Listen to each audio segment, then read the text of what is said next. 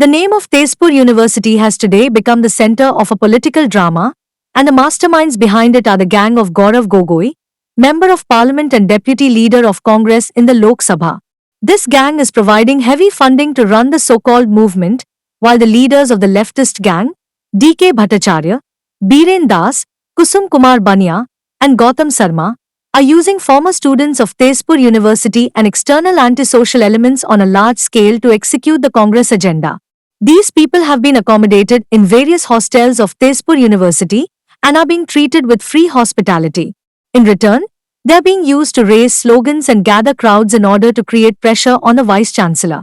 This is not the voice of the students, but a crowd-driven agitation operated by money, dirty intentions, and a leftist mindset. It is serious because the temple of education now appears to be sacrificed at the altar of political greed. The politicization of students' emotions, the use of external elements, and the attempts to illegally capture administrative posts, all this shows that a grand strategy had already been plotted. However, Gaurav Gogoi and his leftist gang are now under the target of ordinary students and those who genuinely care about the welfare of Tezpur University, because this gang has worked to tarnish the image of the university.